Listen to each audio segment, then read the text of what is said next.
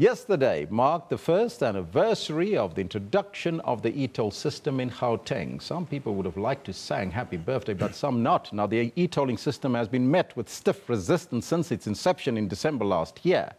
The opposition to urban tolling, OUTA, says that the e-tolling system on Gauteng's freeways has failed.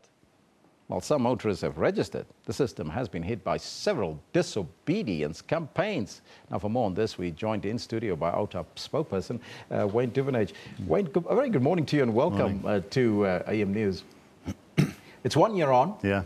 As OUTA, did you win the battle against e-toll yet?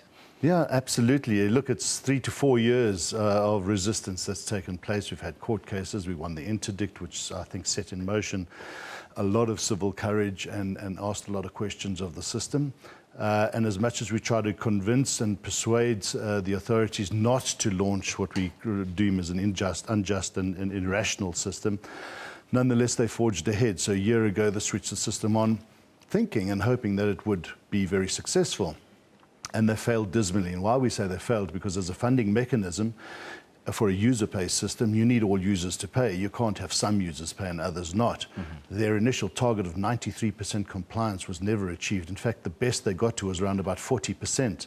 And in July, that started to taper off. We estimate that now at about 30 to 28% of people paying for the roads. And these are the government fleets, these are the corporate fleets. The man in the street has largely defied the system, and very successfully so. Now, some people might have probably sang happy birthday yesterday. You probably didn't, because the Department of Transport says that 1.2 million tags have been issued. You're saying that that is about 40%, now 28%. Well, they say that 1.2 million have been issued. They're not on the roads, they're not on cars. They're in vehicles, they're in cupboards, they're in storage spaces, they're on shelves in shops. Our estimate, and those have been confirmed in Parliament, is that around about 40% at most by July of the vehicles going under those gantries were tagged. That's a failed user pay system. They're not collecting the funds they need. They need about 260 million rand a month to pay for the bonds and the collection process. At this stage, they're barely paying for just the collection process, so that doesn't make sense, does it? Now, you were also given a chance to appear before the e-toll review panel and make your submissions. What submission did you make? Well, we made a comprehensive submission. We've done a lot of research over the last 3 years, backed by academic research on why e-tolls fails around the world and why it succeeds. And where it succeeds, it has the compliance of society, the buy-in of society. It had very good engagement processes between those mayors in London and in Stockholm and Singapore to make the system viable. Without public buy-in and compliance, it fails dismally. But beyond that, you need good administration. You need the e-NATA system to feed into it with accurate information. We don't have that. You need good administration controls, enforcement processes. None of that's in place.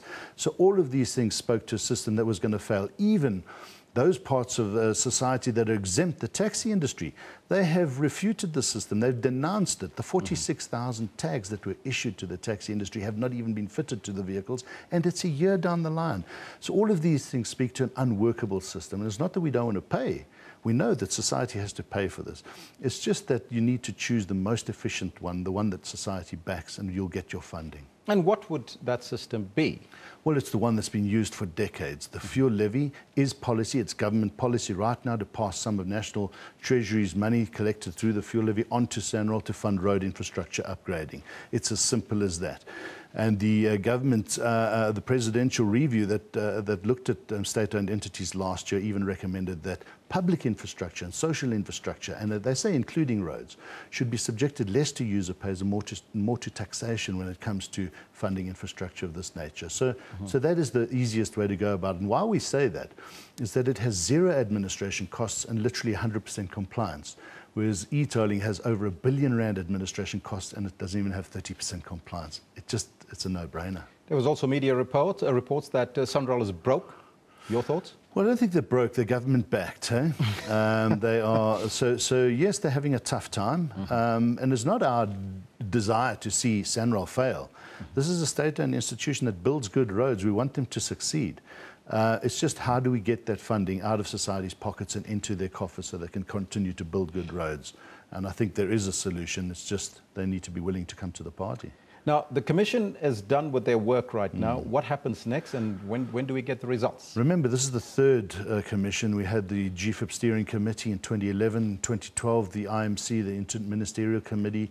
Those were talk shops. They were failed farcical processes, we believe. And when David Makura, Premier Makura, came into power, he decided to have a good look from a regional point of view as opposed to a national point of view as to how this was impacting on his province.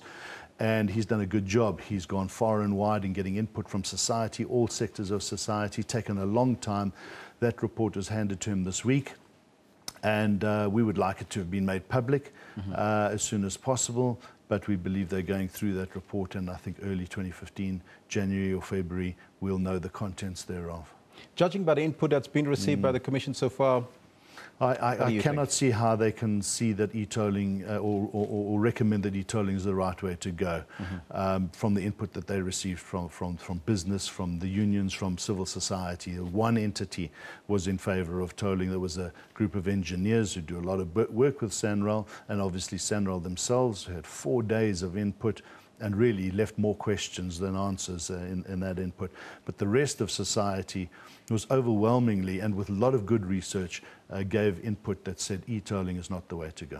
Do you think that national government will listen to a provincial government? Because the national minister did say already that it will cost a lot more in terms of what some are suggesting should be a fuel levy. Well, not necessarily so. And we don't know where they got their figures from, because when the minister says that they need another R3.64 if they're going to go the fuel levy option, I mean, that's crazy. We've worked it out as 10 cents.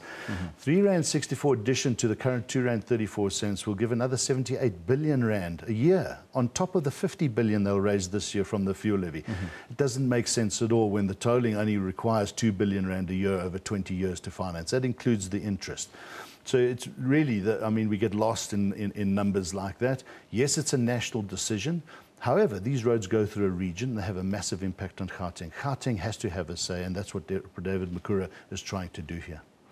Finally, from OUTA's perspective, what would you really like to see? Is the fuel levy the way to go? It's the only way to go. You know, you can adopt a different process and introduce shadow tolling, which really just does privatize the management of the process, but you take the funds from society efficiently through a fuel levy. Why a national fuel levy? Well, these are South Africa's roads and not Gauteng's roads. South Africa generates and enjoys the impact that these roads have in this economic hub of society, of our country.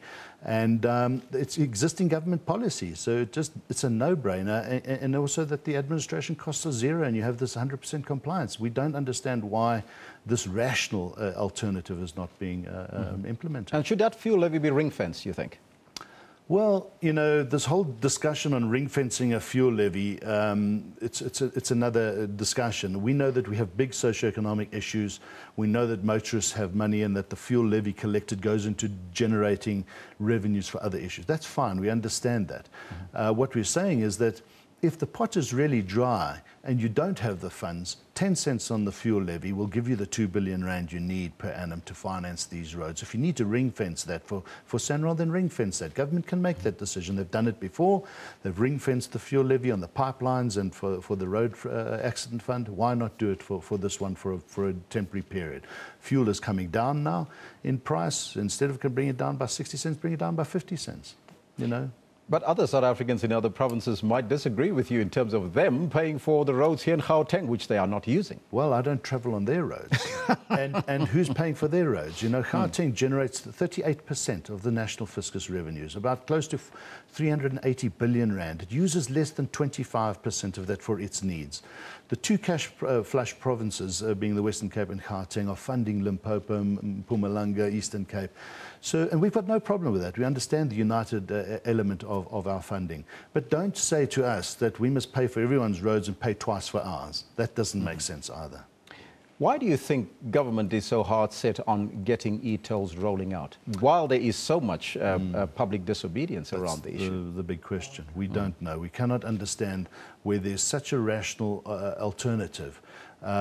We need to move forward as society. We need to find the solutions together. The critics of these processes have a lot of good input to give, and government refuses to listen to them. We don't understand why. I think government needs to embrace the critics of their processes a lot more, be inclusive in finding the solutions, and together we can build a very prosperous nation. We don't need to continue fighting like this. Wayne, thank you so much for coming in and joining us here on AM News. Thank you. Now that was Wayne Duvenage, the OUTA spokesperson. As you know, they are still fighting the issue and will be probably waiting in early January, sometime January, February? Yeah, probably. I think January. Yeah, we'll probably get the outcome from the Commission in terms of where we're going to with e-tolls.